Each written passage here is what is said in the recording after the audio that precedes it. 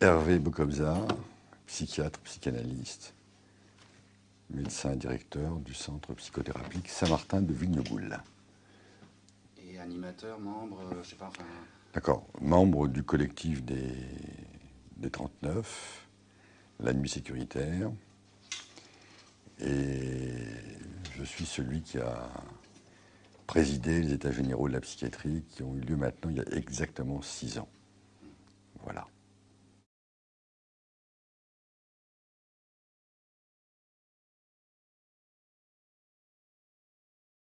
Je ne crois pas qu'il y ait eu une parenthèse. Il y a eu un mouvement qui, progressivement, au cours de 2 siècles, a permis des avancées tout à fait conséquentes. La psychiatrie est une discipline jeune et on peut se dire qu'en 2 siècles, elle a fait des progrès absolument considérables. Et actuellement, elle est confrontée à des points de butée importantes qui, par moments, nous font penser qu'elle est en grande régression, ou tout au moins en grande difficulté. Il y a différentes raisons à ces grandes difficultés, mais de toute façon, on vit tous une espèce de chemin où on voit plutôt un mur que une, une ouverture. Voilà.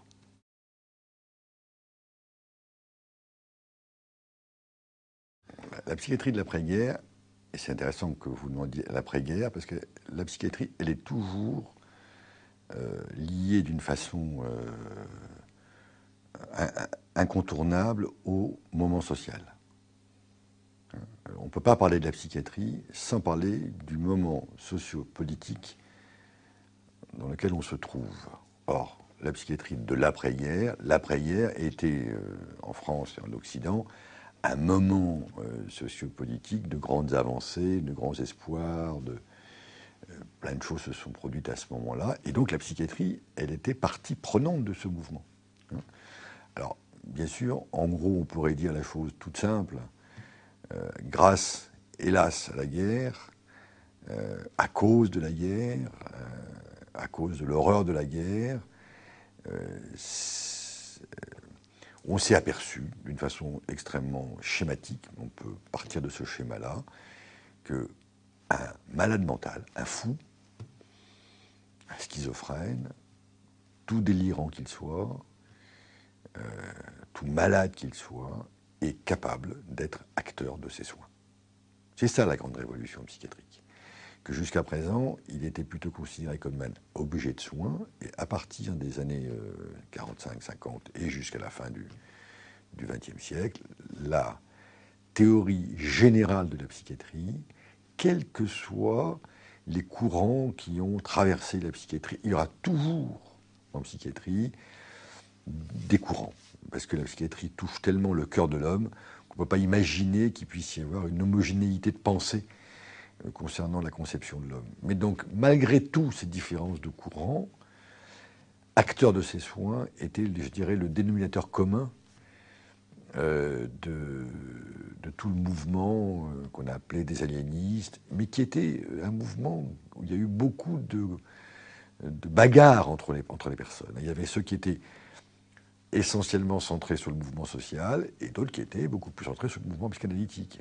Le lien entre les deux, aujourd'hui, 50 ans après, on a l'impression que c'était simple, pas du tout. En gros, le courant Toscaïès n'était pas le courant Bonafé. Le courant Bonafé était beaucoup plus des aliénés dans la cité en partant du mouvement social.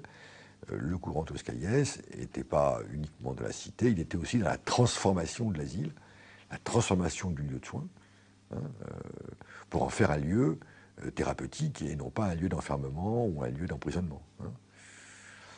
Alors aujourd'hui, on est à un point de butée. Pourquoi ? Différentes raisons. D'abord, la question sempiternelle des moyens. Ça, je crois que c'est important à ne pas l'oublier, il faut le dire, parce qu'autrement, on ne s'en sort pas. Des moyens qui vont en se réduisant, parce qu'actuellement, on est dans un moment social où les avancées sociales sont plutôt freinées, voire bafouées, voire remises en question. Donc, la psychiatrie prise au cœur du mouvement social, elle en subit de plein fouet les conséquences, alors que, justement, ces avancées, on en fait une discipline attractive. On a beaucoup moins peur aujourd'hui d'aller voir un psychiatre qu'il y a encore 30 ans. Hein, on va le voir plus facilement, c'est beaucoup moins honteux, c'est beaucoup moins culpabilisant. Donc il y a en même temps une demande qui va s'accroissant et en même temps des moyens qui diminuent. Qui plus est, la demande s'accroît parce qu'effectivement la psychiatrie est victime de son succès. Et puis aussi, et ça c'est encore une autre discussion, la crise sociale entraîne des décompensations psychiques que peut-être une absence de crise sociale ne produirait pas. Ça, je dirais, c'est pour le commun des mortels, hein, ce qu'on appelle les névrosés classiques. Mais la folie, qu'on a aujourd'hui appelée la psychose, qu'on appelle la psychose, elle est toujours là, elle est toujours présente, et de toute façon, elle sera, à mon avis, toujours présente, puisque l'humanité, je crois, n'a pas fini de payer sa dette à la folie, puisque la folie pose toujours la question de la normalité en son sein, et si elle pose la question de la normalité, elle s'adresse directement à l'homme. C'est dans ce sens-là que c'est une limite, et en même temps, c'est un étranger à soi, et en même temps, c'est un intime de soi. Tout le monde le sait, on le redit, on le répète, mais elle n'a jamais fini de nous permettre de nous poser des questions sur le fonctionnement psychique humain et sur le sens de la vie. On n'a pas fini d'être en dette envers le fou, surtout si on prend le temps de l'écouter, on prend le temps de l'entendre, et surtout si on considère que, avant tout, la maladie mentale est la maladie de la relation à l'autre. Et au monde, et à soi. Mais c'est une souffrance, une maladie, une pathologie relationnelle. Si on ne part pas de cette idée-là, effectivement, tout est possible. Et justement, actuellement, les points de butée qui existent, c'est que on est en train de remettre en question, d'oublier, de dénier, voire de ne pas faire cas de ce fondamental-là.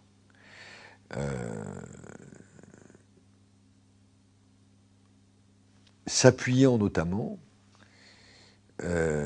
sur l'extraordinaire avancée de la science, dans tous les domaines, et pas uniquement dans la science du cerveau, je dirais, ces avancées, nous le savons tous, aussi extraordinaires qu'elles soient, en même temps posent des questions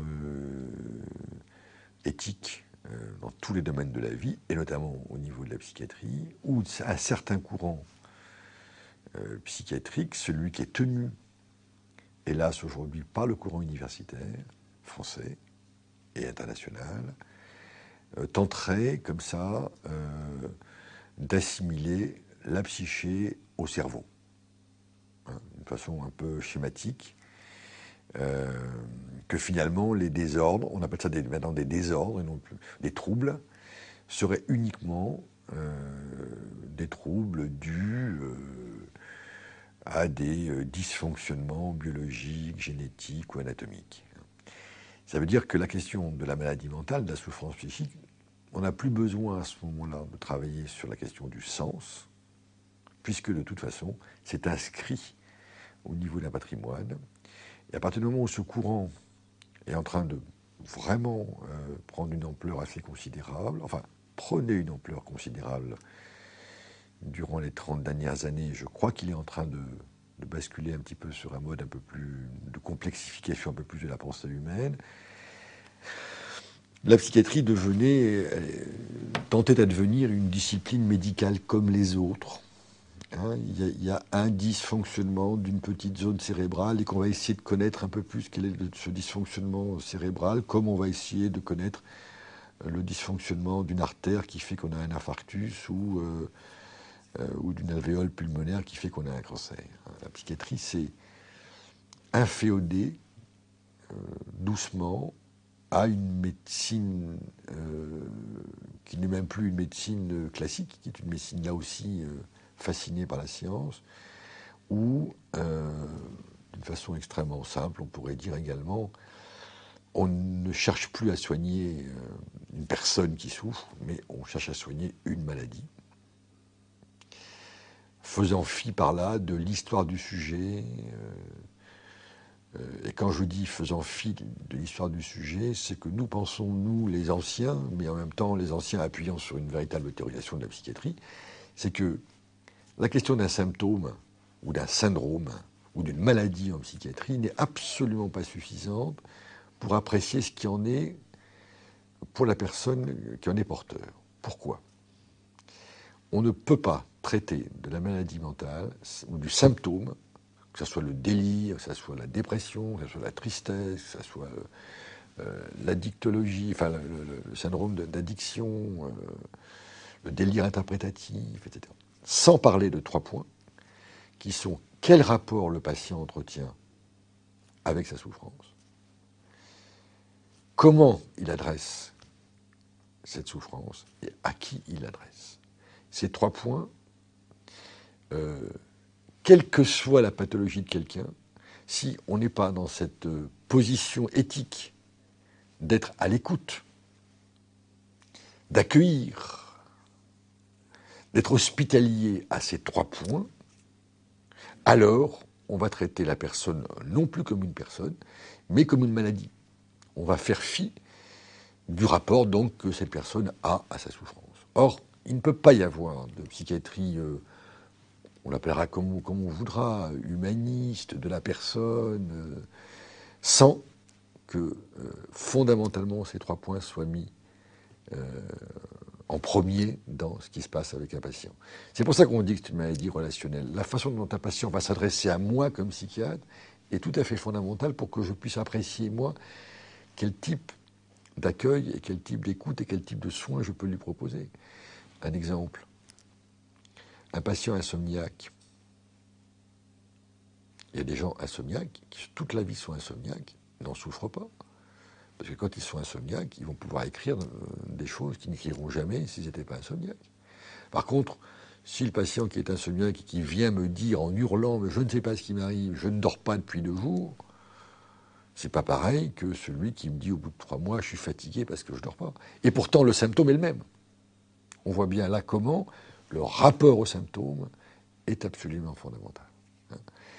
C'est ça et c'est dans la relation avec le patient qu'on va pouvoir entendre quelque chose et aider le patient à entendre quelque chose. C'est dans cette dimension clinique fondamentale que on peut se saisir du soin. C'est pour ça que moi je dis toujours que nous sommes des artisans. Un psychiatre est un artisan. Il combine science et art, et il ne fait jamais comme un artisan, il ne fera jamais la même pièce. Il ne peut pas y avoir de groupe homogène de patients, il ne peut pas y avoir de statistiques aussi belles soient-elles qui viennent dire ce qu'il s'agit pour un patient, parce qu'à chaque fois, c'est un renouvellement, à chaque fois, c'est une découverte, c'est une création. Surtout, si on part du principe, c'est le deuxième principe fondamental, que les patients nous enseignent énormément de choses. Si on n'est pas dans cette position éthique, eh ben on va être dans une position on va s'asseoir sur un pseudo-savoir scientifique avec une position narcissique qui va nous soutenir, qui nous soutient parfois, qui est utile par moments, mais qui, sans doute, passe à côté peut-être de ce qui est l'essentiel pour un sujet. Si on ne part pas également de cette position d'être enseigné du patient, d'être enseigné, ça veut dire qu'est-ce que ça me fait que ce patient me dise ça ? Qu'est-ce que ça me fait par rapport au savoir que j'ai ? Parce qu'on a un savoir. Qu'est-ce que ça me fait par rapport à ce que je suis moi ? Il n'y a pas un psychiatre qui travaille de la même façon qu'un autre. Alors ça affole tout le monde, mais c'est la vérité. C'est une vérité qu'on est obligé de dire partout. Il n'y en a pas un qui travaille de la même façon. Et il n'y aura jamais un qui travaille de la même façon. Parce que c'est en tant qu'être qu'on travaille avec la psyché de l'autre. Et donc, je suis enseigné de l'autre, qu'est-ce que ça me fait ? Et quand je vais prescrire ou comme ça, faire quelque chose avec le patient, c'est bien l'articulation des 3 champs dont je viens de parler, à savoir ce que je suis, ce que je sais, ce que je fais, qui va fonder l'acte psychiatrique. Un acte, c'est ça. Un acte qui relie, qui tente d'articuler les trois champs. S'il y a un des trois champs qui se sépare des autres, ou s'il y a une bascule d'un champ vers l'autre, alors je considère qu'on est en régression. Si par exemple, je ne m'appuie que sur mon savoir psychiatrique pour traiter quelqu'un, je pense que je passe à côté de quelque chose. Et si je ne m'appuie que sur ce que ça me fait, ce que je suis pour traiter un patient, sans utiliser mon savoir, je pense que je passe à côté de quelque chose. Si je m'appuie uniquement sur mon faire, pour dire voilà c'est comme ça, sans interroger ce que je suis et ce que je sais, je passe à côté de quelque chose. C'est bien le lien entre ces trois dimensions qui fait et qui fonde l'acte psychiatrique.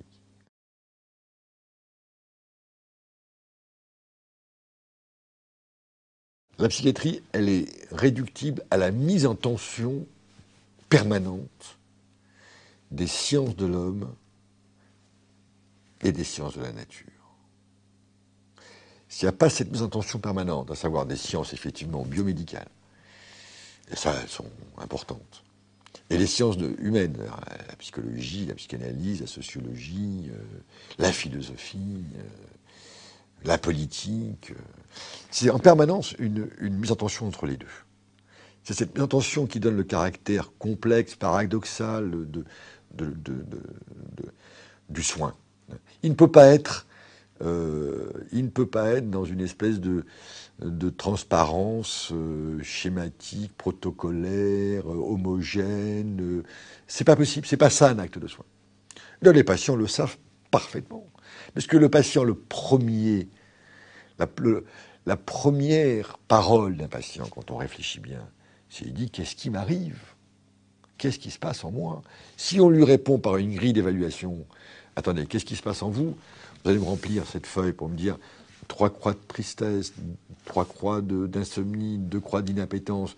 Monsieur, vous avez 24, dont vous avez une dépression moyenne, je vous donne tel traitement. Mais ce n'est pas la demande d'un patient.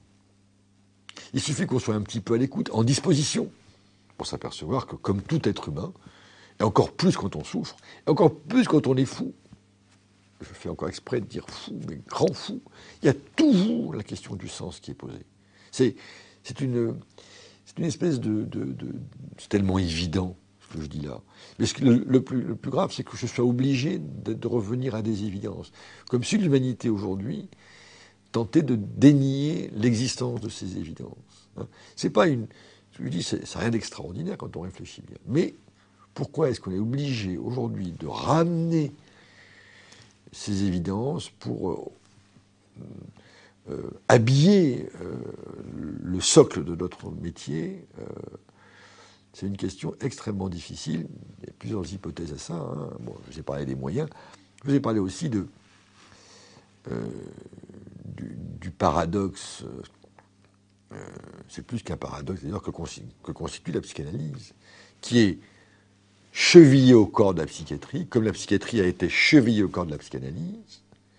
Parce que quand même, aujourd'hui, le seul appareil conceptuel du fonctionnement psychique que nous avons, c'est quand même la découverte analytique. Il n'y en a pas d'autres. Il n'y en a pas d'autres. Mais cette découverte-là a entraîné, à un moment donné, des abus graves, où on a, par exemple, confondu psychiatrie et psychanalyse. Où on a, par exemple, prôné la psychanalyse comme une espèce de phallus universel qui allait tout expliquer, qui allait révolutionner le monde dans une construction de narcissisme de petits territoires absolument terrifiants, qui a entraîné des effets inverses, à savoir des effets de rejet. Parce qu'effectivement, à un moment donné, la psychanalyse n'a pas accepté de mettre en tension les sciences humaines et les sciences biologiques, n'a pas accepté d'être une discipline parmi les autres, prenant toute sa place, bien évidemment, et ô combien importante, a tenté, comme ça, d'envahir tout le champ de la psychiatrie. Et cet envahissement-là a coûté très cher. Là, ça s'est retourné. Donc toute la psychiatrie dite biologique ou comportementale s'est appuyée sur le rejet que une certaine conception de la psychanalyse a pu entraîner, à juste titre, chez beaucoup de soignants. Et ça, il ne faut pas qu'on... C'est pas toujours de la faute des autres, hein, c'est aussi de notre responsabilité. On parle de psychiatres fascinés par la médecine et par la science.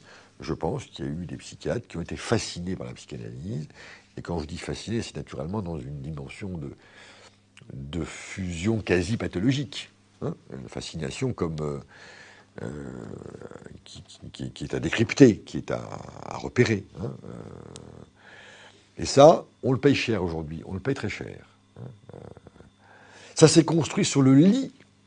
Les théories qu'on peut dénoncer aujourd'hui, d'ailleurs qu'il faudrait être prudent à les dénoncer, elles se sont construites sur le boulevard, je dirais, qu'a laissé la psychanalyse, tellement elle a été à un moment donné d'une ambition féroce et d'une prétention abominable. Parce qu'après tous les psychotiques, les fous, les psychanalystes nous aident. Être analyste, ça nous aide terriblement à accueillir la folie, mais on ne peut pas dire si vraiment on guérissait la folie en écoutant uniquement quelqu'un, ça se saurait. Ça se saurait. Or, ce n'est pas le cas.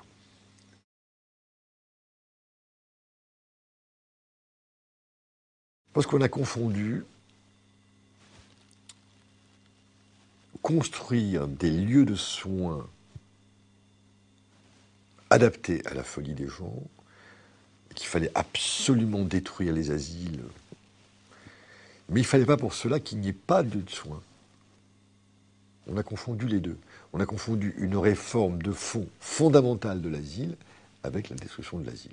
Je considère qu'un psychotique, un grand fou aujourd'hui, surtout aujourd'hui, il a besoin d'un lieu de soins. Et c'est pas en le mettant dans la société, comme on dit. Hein, j'ai appelé cette époque l'époque des 3 R, hein, à savoir que réhabilitation, réinsertion, réadaptation, ben, on a vu des mecs crever dans leur studio. Et même s'ils avaient un infirmier qui venait les voir, même s'ils avaient... ils allaient dans l'hôpital de jour, et qu'on était très contents, voilà, il est soigné, il est sorti de l'hôpital. Ben non.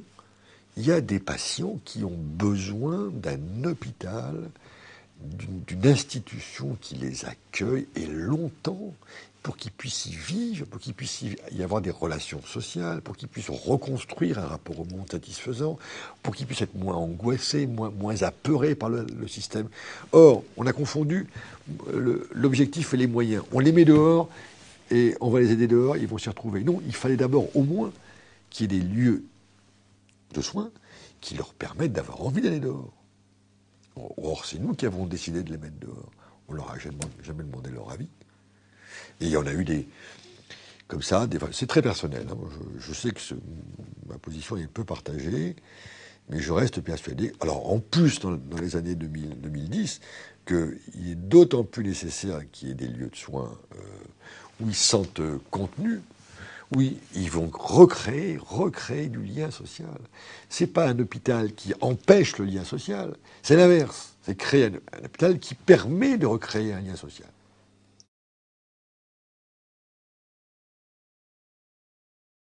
Aujourd'hui, dans tout ce système-là, et alors là, directement en relation avec ce qui se passe dans la société, c'est pas la psychiatrie qui est, je crois... 3P, c'est une course effrénée à l'être parfait. Appuyé sur la génétique, appuyé sur la science-fiction, de l'homme... c'est Musil qui disait on passe de l'homme de qualité à l'homme de compétence. C'est-à-dire qu'il ne s'agit plus qu'un homme soit empli de manques, empli de défauts et de qualités, c'est bien parce qu'il a des défauts qu'il va réaliser des choses. Il faut un homme de compétence, c'est-à-dire un homme qui est parfait. À partir du moment où on a ce fantasme social, il est immortel, d'ailleurs, pourquoi pas. Il serait sans maladie, même il pourrait mourir en étant en bonne santé. il pourrait être sexuellement absolument parfait avec une femme parfaite qui aurait un corps absolument parfait. Dans toute cette description sociale, la psychiatrie est au cœur de ça. Et alors, il faudrait ce que j'appelle l'époque des 3 P, c'est-à-dire que l'époque de la prévention, de la peur et de la preuve. Prévention qui est confondue à la prédiction.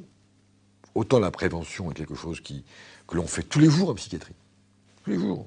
Quand on rencontre quelqu'un, on est là dans une position de prévention qu'il aille mieux, qui ne va pas décompenser, que ce soit en cabinet de ville, en dispensaire, à l'hôpital. On prévient quelque chose. Or, aujourd'hui, le P de la prévention est devenu un P de la prédiction. Alors, s'appuyant sur une pseudo-découverte génétique, on va essayer de prédire qu'est-ce qu'il va devenir. Je parle du zéro de conduite, par exemple, de tout le mouvement. Il fallait, dès entre 0 et 3 ans, repérer le symptôme qui ferait qu'un jour, on pourrait penser que cet enfant-là serait un psychopathe dangereux ou serait inadapté à la société. Donc, c'est le premier P. Le deuxième P, c'est la peur. Bon, et c'est pas uniquement la psychiatrie qui est aux prises avec ça. Il y a une véritable... la notion de la peur s'est industrialisée. Je maintiens que le concept de peur, au-delà de la question politique, dont on sait que certains l'utilisent à des fins électorales, mais la peur aujourd'hui est sans doute ce qui rapporte le plus d'argent aux sociétés, aux grandes sociétés mondiales, aux grandes entreprises mondiales. Le discours de la peur est non seulement un discours idéologique, non seulement un discours électoraliste, mais c'est surtout un discours que le politique relaie pour l'entreprise, qui lui permet d'écouler un nombre absolument incalculable aujourd'hui d'objets de profit. Alors en psychiatrie, bien sûr, parvenir sur le folie et peur, c'est un couple ancestral qui, je crois, restera à tout jamais, quelles que soient nos avancées, puisque ce dont on a le plus peur, c'est de la folie qui est en soi. Et comme la folie qui est en soi sera toujours présente, ou le petit grain de folie qui est en soi, mais quand je parle de folie, je ne parle pas du fou. Je parle de folie quand je parle de la folie qui nous accompagne au quotidien et qui nous fait un peu peur. La folie amoureuse, par exemple. Je suis tombé fou amoureux, dont on sait bien comment on est complètement attiré par ça, et en même temps on sait quand on dit je suis fou amoureux qu'on est prêt à faire les plus grandes conneries. Donc, de cette folie-là, on en a toujours un petit peu peur, et cette peur-là traversera toujours l'humanité, et je dirais heureusement.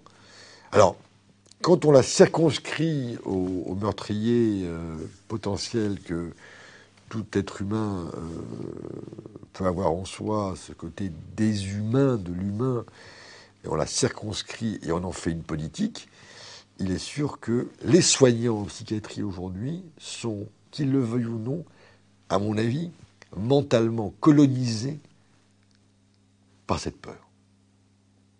Il y a un tel discours social sur la peur, il y a un tel arsenal juridique sur l'erreur médicale ou sur l'erreur en psychiatrie, il y a un tel dispositif mis en place qu'on ne peut pas imaginer qu'aujourd'hui, un soignant en psychiatrie ne soit pas beaucoup plus confronté qu'avant à la question de la peur, non seulement du fou, mais de son acte. Le soignant en psychiatrie risque, dans les années qui viennent, à avoir encore plus peur de son acte.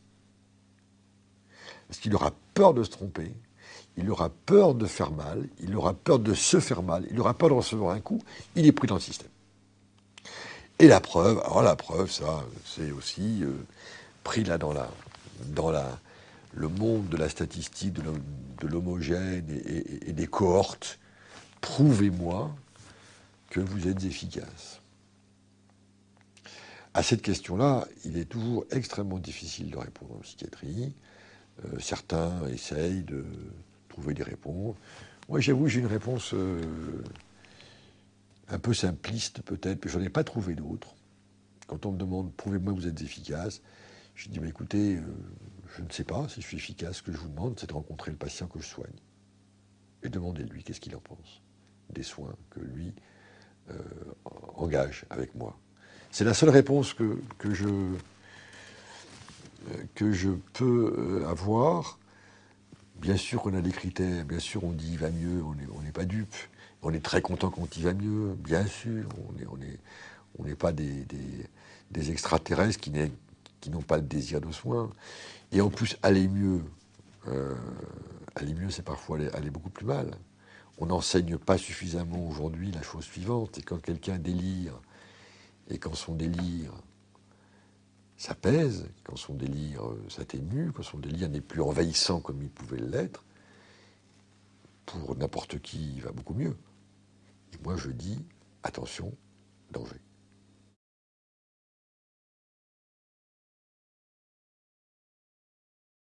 Quand on essaie comme ça de mettre en place des procédés, des processus de déni ou de refoulement majeur, massif, que le patient ne décide pas, ben ça va ressortir d'une façon ou d'une autre. Il n'y a pas de... On le disait aux États généraux. On le disait comme que si ça continuait, c'est pas possible quand on réprime ou on opprime un symptôme. J'ai envie de dire qu'on opprime un symptôme. C'est pas possible qu'à un moment donné, il n'y ait pas un réveil brutal. Alors sur les modes de passage à l'acte, sur le mode d'enfermement interne, sur le mode d'isolement social, tout le monde ne passe pas à l'acte. Mais devant l'oppression, je dis bien l'oppression du symptôme, eh ben on peut se retrouver en disant je ne crois plus en rien, je me replie, je me referme et je ne bouge plus. Hein, comme façon de ne pas avoir eu une main tendue.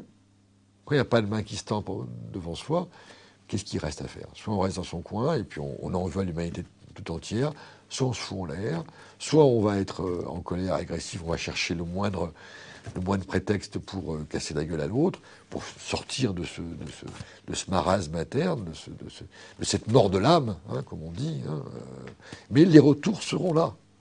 Parce que l'homme, l'humain, ne peut pas être opprimé dans ses symptômes. C'est pas possible.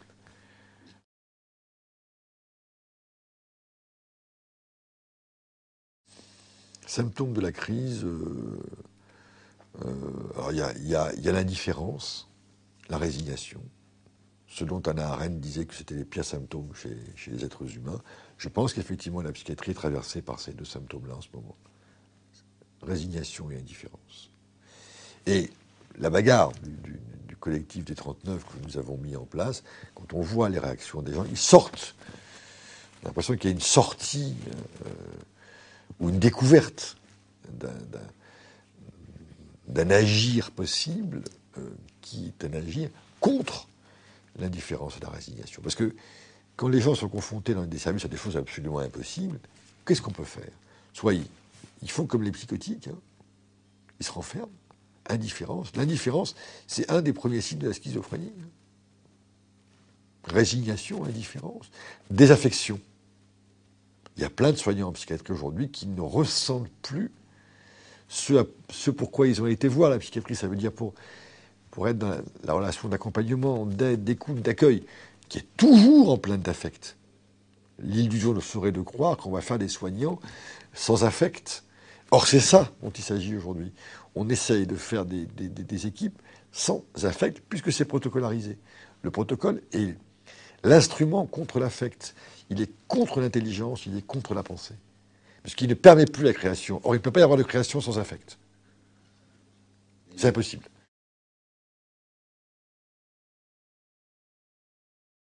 L'important, c'est de pouvoir continuer à dire. Parce qu'on considère que dire, c'est agir. Et comme on veut sans doute nous bâillonner un petit peu actuellement, on va continuer, nous, à dire. Notre responsabilité, elle est là.